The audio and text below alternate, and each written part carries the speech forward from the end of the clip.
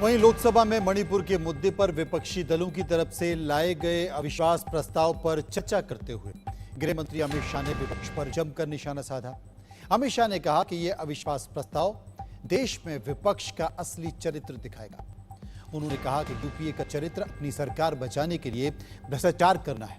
शाह ने कहा कि मोदी सरकार ने परिवारवाद और तुष्टीकरण को हटाकर विकास को प्राथमिकता दी है।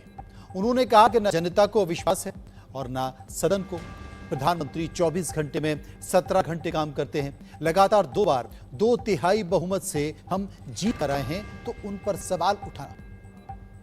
सवाल उठाना गलत है।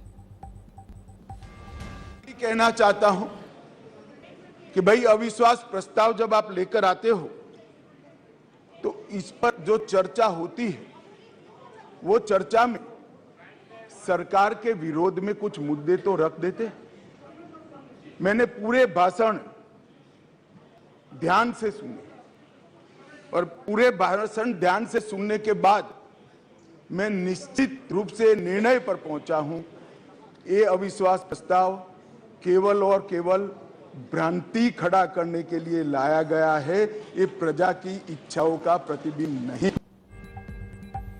अब विपक्ष पर जबरदस्त हमला बोलते हुए गृह मंत्री अमित शाह ने यूपीए के शासन में हुए घोटालों की फहरिस्त गिना दी और कहा कि आप हमारे ऊपर आरोप लगा रहे हैं, जरा अपने आप को देखिए।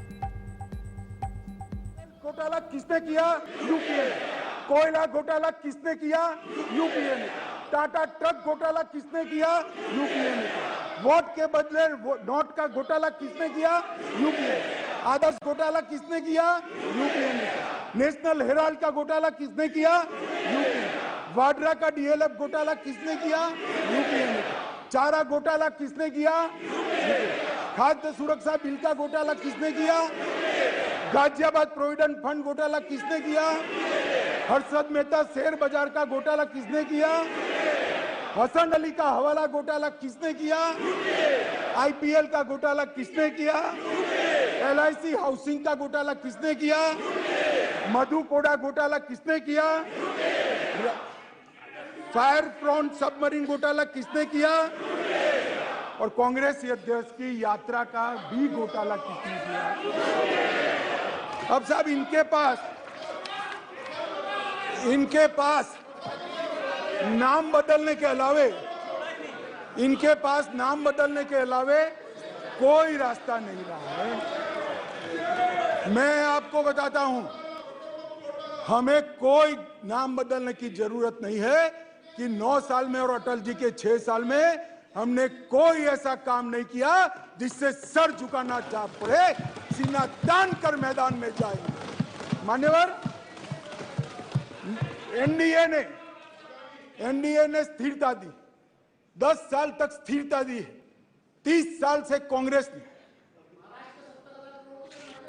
ने 30 साल तक कोई सरकारों को चलने नहीं दिया। चंद्रशेखर जी को सबसे पहले, चरण सिंह जी को समर्थन दिया, सरकार, फिर चंद्रशेखर को समर्थन दिया, सरकार, देवगौड़ा को समर्थन दिया, सरकार। इनकी फितरत मान्यवर अस्थिरता है। मोदी जी ने, एनडीए ने, भाजपा ने देश को स्थिर शासन दिया है, इसलिए देश विकास है। मान्यवर, मोदी जी ने आजादी के अमृत महोत्सव में देश के बच्चे में मान्यवर देशभक्ति का संस्कार सिंचित करने का काम। मान्यवर, आजादी के अमृत महोत्सव के वर्ष में मोदी जी ने देश के एक एक जन के मन में देश के प्रति सम्मान और सुनहरे भविष्य की आशा को निर्मित करने का काम। मान्यवर, शताब्दी के लक्ष्य तय किए हैं मोदी जी ने, शताब्दी के लक्ष्य तय किए हैं और आजादी का अमृत महोत्सव समाप्त होते ही 15 अगस्त को अमृत काल शुरू होगा। वहीं मणिपुर में जारी जातीय हिंसा के मुद्दे पर लोकसभा में नरेंद्र मोदी सरकार के खिलाफ लाए गए अविश्वास प्रस्ताव पर जवाब देते हुए केंद्रीय गृह मंत्री अमित शाह ने विपक्ष के आरोपों का जवाब दिया। इस दौरान उन्होंने कहा कि मणिपुर हिंसा पर राजनीति करना शर्मनाक है। देश भर में भ्रांति फैलाई गई कि सरकार मणिपुर पर चर्चा के लिए तैयार नहीं है। तेल कैसे डाला जाता है मैं बताता हूँ। श्री राहुल गांधी जी यहाँ से वहाँ मुलाकात करने, मैं बड़ा स्वागत करता हूँ, संवेदना है, मणिपुर की चिंता है, गए एयरपोर्ट पर उतरे, उन्होंने कहा कि भाई हमें चूड़ाचांदपुर जाना है, ठीक है भाई, अगले दिन जाने वाले थे, पहले दिन कहा कोई बात नहीं, चाहिए आप जरूर जाना चाहिए। हमने कहा हेलीकॉप्टर से चले जाइए, कि नहीं मैं रोड से जाऊंगा, पुलिस ने रोकना पड़ा। फिर 3 घंटे तक ऑल इंडिया लाइव कराकर ये नाटक देश को दिखाया, और फिर 4 बजे दूसरे दिन हेलीकॉप्टर से चले गए। भाई हेलीकॉप्टर से चले जाते तो क्या आपत्ति थी, हमने सुरक्षा की पूरी व्यवस्था की थी, परंतु इस प्रकार की काम करने के लिए वहां जाना, इसको पॉलिटिक्स कहते हैं गौरव।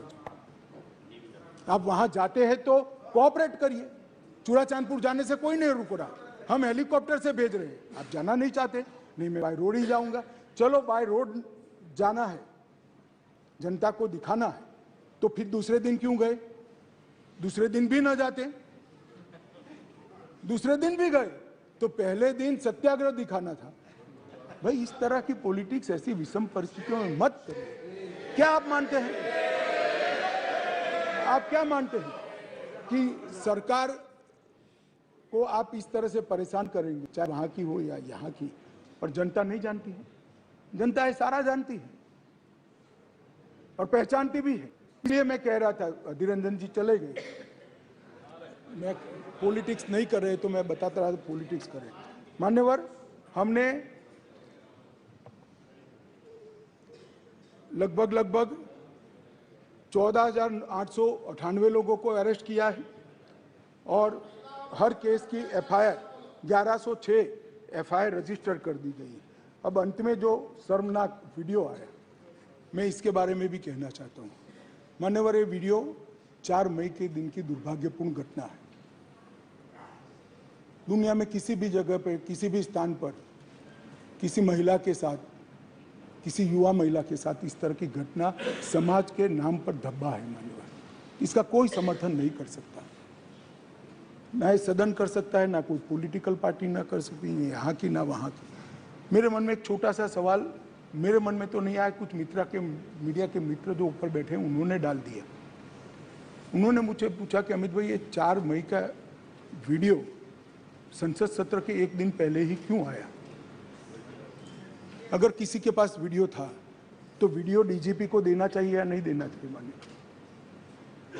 किसी के पास वीडियो था तो पुलिस तंत्र को देना चाहिए या नहीं देना चाहिए? उसको सार्वजनिक करना चाहिए क्या? वो महिला के सम्मान की तो सोचो ना जी। इंटेलिजेंस का सवाल नहीं था भाई, वहां उस वक्त इतने हुड़दंग में। देश के गृह मंत्री अमित शाह यहीं पर नहीं रुके। कश्मीर का जिक्र करते हुए अमित शाह ने कहा कि आर्टिकल 370 जवाहरलाल नेहरू की भूल थी, जिसे मोदी ने हटाया, और इसके साथ ही कश्मीर के अंदर से 2 झंडों का संविधान भी खत्म हुआ और भारत के साथ जुड़ा हुआ। अब कश्मीर में आतंकवादियों का जनाजा नहीं निकाला जाता, उन्हें दफन किया जाता है। सुनिए। कश्मीर के अंदर परिवर्तन लाने वाला युगांतकारी निर्णय इस देश के सम्माननीय प्रधानमंत्री नरेंद्र मोदी ने किया। जवाहरलाल नेहरू सरकार की एक भूल थी।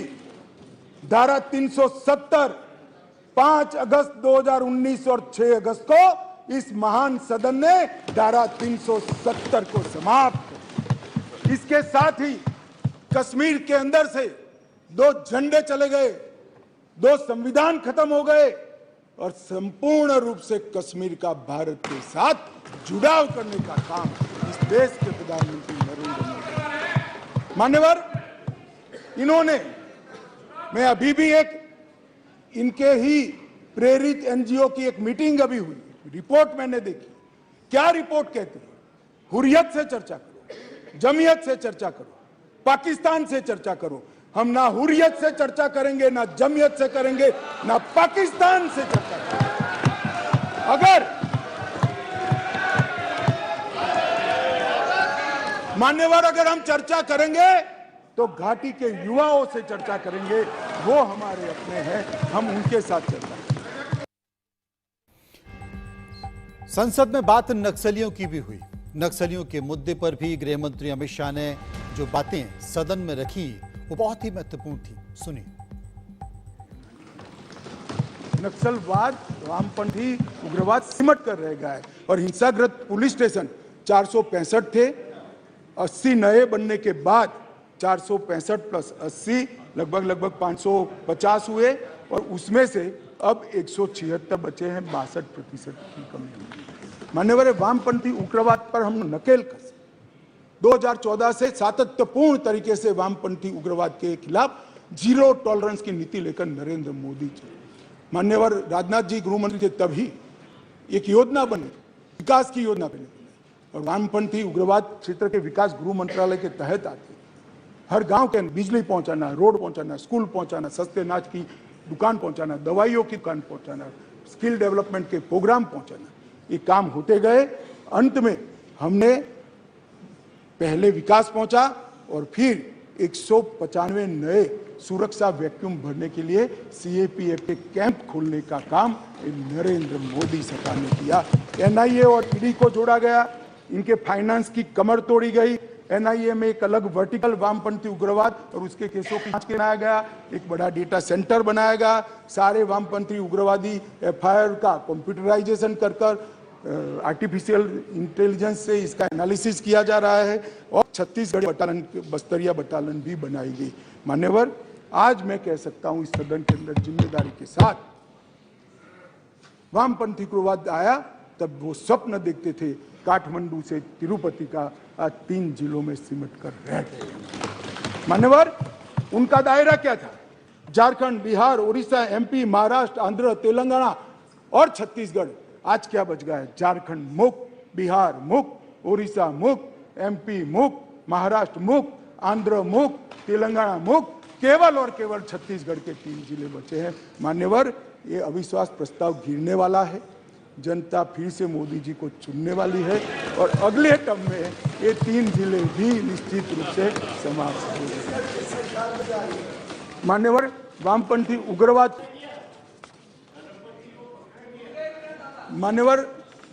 उग्रवाद पर जबरदस्त नकेल कसने का काम नरेंद्र मोदी सरकार कर रही है। इसलिए मैं कहता हूं, आपको भले अविश्वास हो, देश की जनता को विश्वास है। हमारे साथ कांग्रेस के वरिष्ठ नेता गौरव गोगोई जी हैं। गौरव गोगोई जी, जिस तरह से गृह मंत्री ने जो जवाब दिया, जिस तरह से उन्होंने नो कॉन्फिडेंस मोशन में जो हिस्सा लिया, जो बातें कहीं, कांग्रेस पर चौतरफा उन्होंने हमला किया। देखिए, गृह मंत्री ने मणिपुर के मुख्यमंत्री का बचाव किया।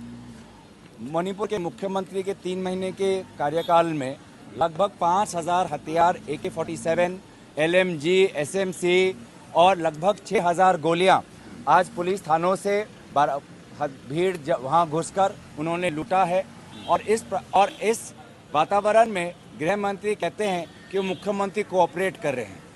तो इसी पता चलता है कि वो उनकी जो भूल हुई है, जो उनकी सरकार व्यर्थ है, जिसके कारण लगभग 60,000 लोग आज शिविर में हैं, अपनी भूल को कबूल करने की ताकत उनमें नहीं है। मुझे नहीं लगता जिस प्रकार से आज जवाब आया कि मणिपुर में वो कम समय में शांति ला पाएंगे। लेकिन उन्होंने, गौरव जी ने साफ तौर पे कहा कि पहले तो वहाँ तो गृह मंत्री जाते भी नहीं थे। आपने देखा कि किस तरह से देश का गृह मंत्री 3 दिन रहे, गृह राज्य मंत्री वहाँ पर कई दिन रहे। देखिए, इस बात का तो उत्तर सुप्रीम कोर्ट ने तभी दे दिया था जब उन्होंने अपनी कमेटी संज्ञान में ली और कमेटी गठन की। उन्होंने कहा कि इतिहास की बात न करे, दूसरे राज्य की बात न करे, वर्तमान में आज किस प्रकार से सरकार विफल रही है उसके लिए आज सुप्रीम कोर्ट ने भी कमेटी बैठाई है। तो ये सुप्रीम कोर्ट का विश्वास नहीं जीत पाए तो सदन का विश्वास कैसे जीतेंगे? धन्यवाद। Rakesh Kumar Singh, India news, Delhi.